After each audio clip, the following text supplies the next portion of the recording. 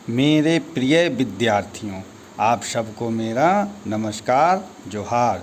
आप सभी बच्चों का गोस्वामी सर क्लासेज में हार्दिक स्वागत करता हूं। कैसे हैं बच्चों? उम्मीद है आप सब अच्छे और स्वस्थ होंगे। बच्चों, आज हम लोग काल के भेदों की जानकारी प्राप्त करेंगे। तो सबसे पहले आइए जानते हैं काल किसे कहते हैं। काल का अर्थ होता है समय, अर्थात काल क्रिया का वह रूप है जिससे समय का बोध होता है। जैसे राम विद्यालय जाता है, राम विद्यालय गया, राम विद्यालय जाएगा। ऊपर के वाक्यों से हमें क्रिया के होने का समय का पता चलता है। ये मैंने आप लोगों को पढ़ाया था। आइए अब हम देखते हैं काल के भेद। काल के 3 भेद होते हैं। पहला वर्तमान काल, दूसरा भूतकाल, तीसरा भविष्यत काल। तो पहला वर्तमान काल, भूतकाल, दूसरा भविष्यत काल, तीसरा। आज हम लोग वर्तमान काल के भेद, भूतकाल के भेद और भविष्यत काल के भेदों की जानकारी प्राप्त करेंगे। तो आइए हम लोग शुरू करते हैं वर्तमान काल के भेद से। वर्तमान काल के 3 भेद होते हैं। पहला सामान्य वर्तमान काल, दूसरा तात्कालिक वर्तमान काल, तीसरा संदिग्ध वर्तमान काल। तो आइए अब हम लोग सामान्य वर्तमान काल की परिभाषा को देखते और समझते हैं। पहला सामान्य वर्तमान काल, क्रिया के जिस रूप से उसके वर्तमान काल में सामान्य रूप से कार्य होने का बोध होता हो, उसे सामान्य वर्तमान काल कहते हैं। जैसे राम दूध पीता है, गीता पुस्तक पढ़ती है, वह जाता है। तो ये था बच्चों सामान्य वर्तमान काल। आइए अब हम देखते हैं तत्कालिक वर्तमान काल की परिभाषा। तत्कालिक वर्तमान काल, जिससे क्रिया के वर्तमान समय में लगातार होने की जानकारी मिले, उसे तात्कालिक वर्तमान काल कहते हैं। कहने का अर्थ हुआ कि तात्कालिक वर्तमान काल में क्रिया अभी के समय में लगातार हो रही है, अर्थात वह समाप्त नहीं हुई है, उसे हम तत्कालिक वर्तमान काल कहते हैं। जैसे राम पुस्तक पढ़ रहा है, सीता साइकिल चला रही है, भालू नाच रहा है। आगे देखें संदिग्ध वर्तमान काल। तो संदिग्ध वर्तमान काल क्या है बच्चों? ध्यान से सुने। क्रिया के जिस रूप से वर्तमान काल में क्रिया के होने का अनुमान या संदेह हो, उसे संदिग्ध वर्तमान काल कहते हैं। कहने का मतलब है कि अभी वर्तमान समय में कार्य हो रहा है, लेकिन वह संदिग्ध है, अर्थात हो भी रहा होगा और नहीं भी। जैसे राम पढ़ता होगा, वंदना खाना बनाती होगी, सीमा फूल तोड़ती होगी। तो इन वाक्यों में क्या है? संदेह है। कार्य हो सकता है कि हो रहा होगा या नहीं भी हो रहा होगा। अब आइए बच्चों हम लोग भूतकाल के भेदों की जानकारी प्राप्त करेंगे। भूतकाल के 6 भेद होते हैं। कितने भेद होते हैं? 6 भेद। कौन कौन है? याद रखें। पहला सामान्य भूतकाल, दूसरा आसन भूतकाल, तीसरा पूर्ण भूतकाल, चौथा अपूर्ण भूतकाल, पांचवा संदिग्ध भूतकाल और छठा हेतु मध्य भूतकाल। अब आइए इन भेदों को विस्तार से हम लोग समझे और जानेंगे। पहला, सामान्य भूतकाल। सामान्य भूतकाल की परिभाषा है जहाँ बीते हुए समय में क्रिया के सामान्य रूप से पूरा होने का बोध हो, उसे भूतकाल कहते हैं। जैसे उसने खाना खाया, नेताजी ने भाषण दिया, पिताजी बाजार गए। कहने का अर्थ हुआ कि जो बीते हुए समय था और उसमें क्रिया क्या हो गया, पूर्ण हो गया, अर्थात पूरा होने का बोध हो गया, उसे सामान्य भूतकाल कहते हैं। आइए अब हम दूसरा भेद देखते हैं, आसन भूतकाल। आसन का अर्थ क्या हुआ बच्चों, निकट, अर्थात अभी अभी, तुरंत। तो आसन भूतकाल का परिभाषा हो गया, आसन का अर्थ है निकट, अर्थात क्रिया अभी अभी समाप्त हुई हो, उसे आसन भूतकाल कहते हैं। जैसे रीता बाजार गई है, बच्चा अभी सोया है, उसने पत्र लिखा है। इन उदाहरणों से हम यह देख सकते हैं, समझ सकते हैं कि अभी तुरंत यह कार्य समाप्त हुआ है। रीता बाजार गई है, बच्चा अभी सोया है, उसने पत्र लिखा है, अर्थात ये तुरंत हुआ है। कहने का अर्थ हुआ कि निकट समय में यह कार्य पूर्ण हुआ है। अब आइए हम लोग देखते हैं पूर्ण भूतकाल। तो पूर्ण भूतकाल की परिभाषा क्या है बच्चों, ध्यान से सुने। क्रिया के जिस रूप से यह पता चलता हो, यह ज्ञात होता हो कि क्रिया बहुत पहले पूरी हो चुकी है, वह पूर्ण भूतकाल कहलाता है। जैसे वह पटना गया था, रेलगाड़ी जा चुकी थी, डॉक्टर के आने के पहले रोगी मर चुका था। तो इन उदाहरणों से पता चलता है कि क्रिया का जो समय है वह बहुत पहले पूर्ण हो गया था। अब आइए बच्चों हम लोग चलते हैं चौथा नंबर, अपूर्ण भूतकाल। तो अपूर्ण भूतकाल का परिभाषा है, क्रिया के जिस रूप से पता चले कि क्रिया भूतकाल में हो रही थी, किंतु यह पता न चले कि कार्य समाप्त हुआ है या नहीं है, वह अपूर्ण भूतकाल कहलाता है। कहने का मतलब हुआ कि क्रिया का जो पूर्ण होने का जो हमें समय बता रहा है, उसमें यह नहीं पता चल रहा है कि काम पूरा हुआ है या नहीं हुआ है। हो सकता है कि वह कार्य पूर्ण हो भी गया हो और नहीं भी हुआ हो, तो वह क्या कहलाता है, अपूर्ण भूतकाल कहलाता है।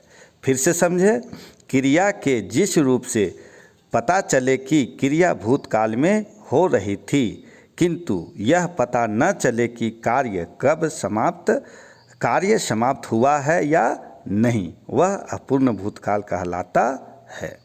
जैसे संजय विद्यालय जा रहा था, सीमा गाना गा रही थी, वह पाठ पढ़ रहा था। कहने का अर्थ यह हुआ कि संजय का विद्यालय जाने का कार्य, सीमा का गाने का कार्य और उसका पढ़ने का कार्य समाप्त हुआ है या नहीं है। तो यह हमें कैसे पता चलता है, अपूर्ण भूतकाल से। तो जिस क्रिया के रूप में भूतकाल में हुई थी, किंतु वह समाप्त हुआ या नहीं, यह हमें पता नहीं चलता है, तो वह क्या कहलाता है, अपूर्ण भूतकाल कहलाता है। आइए बच्चों अब हम आगे देखते हैं भूतकाल के 5वें नंबर का भेद। 5वां नंबर है संदिग्ध भूतकाल। संदिग्ध भूतकाल की परिभाषा है कि बीते हुए समय में जिस काम के होने के संदेह हो, उसे संदिग्ध भूतकाल कहते हैं। अर्थात कहने का तात्पर्य यह हुआ कि भूतकाल में जो काम होना था उस पर संदेह है कि वह कार्य पूरा हुआ भी होगा या नहीं भी पूरा हुआ होगा। तो जो कार्य पूर्ण होने का संदेह हो, शक हो, तो उसे संदिग्ध भूतकाल कहते हैं। तो परिभाषा एक बार फिर से देख ले। बीते हुए समय में जिस काम के होने के संदेह हो उसे संदिग्ध भूतकाल कहते हैं। जैसे वह पटना से लौटा होगा, रंजना चाय बना रही होगी, शिकारी ने बाघ मार दिया होगा। तो उपर्युक्त वाक्यों से यह पता चलता है कि कार्य के पूर्ण होने में संदेह है। वह पटना से लौटा होगा, लौटा भी हो सकता है और नहीं भी। रंजना चाय बना रही होगी, कहने का अर्थ हुआ कि वह चाय बनाती भी होगी या नहीं भी बनाई होगी। तो इससे इन उदाहरणों से यह पता चलता है कि बीते हुए समय में जिस काम के होने का संदेह उत्पन्न होता हो उसे संदिग्ध भूतकाल कहते हैं। आइए बच्चों, अब हम चलते हैं अंतिम छठा नंबर, हेतु मद भूतकाल। इस काल में शर्त वाले वाक्य आते हैं। जहाँ भूतकाल की एक क्रिया दूसरी क्रिया पर आश्रित होती है वहाँ हेतु मद भूतकाल होता है। अर्थात इस भूतकाल में शर्त वाले वाक्य आते हैं। अतः जहाँ भूतकाल की एक क्रिया दूसरी क्रिया पर आश्रित होती है उसे ही हम हेतु मद भूतकाल कहते हैं। जैसे उदाहरण से समझें, यदि वह पढ़ा होता तो सफल होता। कहने का अर्थ यह हुआ कि उसका सफल होना उसके पढ़ने पर निर्भर है। यदि वर्षा होती तो खेती अच्छी होती, अर्थात वर्षा अच्छी नहीं हुई इसलिए खेती भी अच्छी नहीं हुई। तो यहाँ पर इन वाक्यों से यह पता चलता है कि इसमें शर्त है। भूतकाल की क्रिया अगर पूर्ण होना हो तो वह दूसरी क्रिया पर आश्रित होता है। जैसे अभी आपने देखा कि यदि वह पढ़ा होता तो सफल होता, यदि वर्षा होती तो खेती अच्छी होती। तो ये था बच्चों भूतकाल के 6 भेद। अब आइए बच्चों हम लोग भविष्यत काल के भेद को देखते हैं। तो भविष्यत काल के 3 भेद होते हैं। कौन कौन?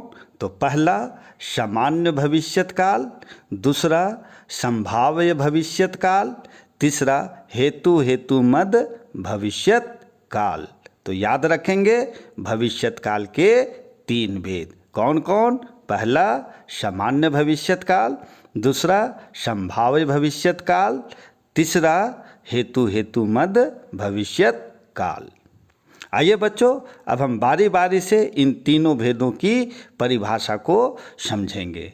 तो पहला है सामान्य भविष्यत काल। सामान्य भविष्यत काल से पता चलता है कि कोई काम सामान्यतः भविष्य में होगा।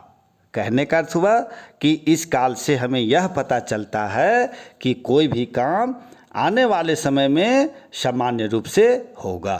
जैसे सुधा पत्र लिखेगी, मैं बाजार जाऊंगा, हम खेलने जाएंगे। तो ये सामान्य रूप से होने की संभावना है। तो बच्चों यह था सामान्य भविष्यत काल। आइए अब दूसरा हम लोग देखते हैं संभाव्य भविष्यत काल। जो आने वाले समय में क्रिया के होने या करने की संभावना पाई जाए वहाँ संभाव्य भविष्यत काल होता है। फिर से देखें, जो आने वाले समय में क्रिया के होने या करने की संभावना पाई जाए वहाँ संभाव्य भविष्यत काल होता है। जैसे संभव है मैं प्रथम श्रेणी में पास हूँ, शायद वह कल आए। यह संभव है कि आज रात वर्षा हो। अर्थात इन उदाहरणों से हमें यह पता चलता है कि क्रिया आने वाले समय में होने की या पूरी होने की संभावना है, तो इसे ही हम कहेंगे संभाव्य भविष्यत काल। अब अंतिम और तीसरा देखते हैं हेतु मद भविष्यत काल। यदि भविष्य में एक क्रिया का होना दूसरी क्रिया के होने पर निर्भर करे तो उसे हेतु मद भविष्यत काल कहते हैं। अभी आपने हेतु मद भूतकाल में पढ़ा था कि अगर एक कार्य हुआ रहता तो दूसरा कार्य भी पूरा होता। यहाँ भी बच्चों यदि भविष्य में एक क्रिया का अगर होना है, पूर्ण होना है, तो दूसरी क्रिया पर होने पर निर्भर करता है। उसे ही कहते हैं हेतु मद भविष्यत काल। उदाहरण से समझे बच्चों, जैसे वह परिश्रम करे तो सफल हो जाए, वह पढ़े तो विद्वान हो जाए। अर्थात उसका सफल होना उसका मेहनत पर निर्भर करता है और उसका विद्वान होना उसके पढ़ाई पर निर्भर करता है। तो इन उदाहरणों से हमें यह पता चला कि भविष्य में अगर एक क्रिया का अगर पूरा होना है तो दूसरी क्रिया पर निर्भर करता है। उसे ही हेतु मद भविष्यत काल कहेंगे या कहते हैं। तो ठीक है बच्चों, तो ये था हमारा काल के भेद और उनके भेदों के जो निम्नलिखित भेद थे वे मैंने आप लोगों के बीच रखा। उम्मीद है आप इसे अच्छी तरह से समझ गए होंगे। तो ठीक है बच्चों, आज यहीं तक। फिर हम आएंगे आपके बीच में एक नए पाठ को लेकर। तब तक के लिए बच्चों आप सभी का हार्दिक आभार, धन्यवाद।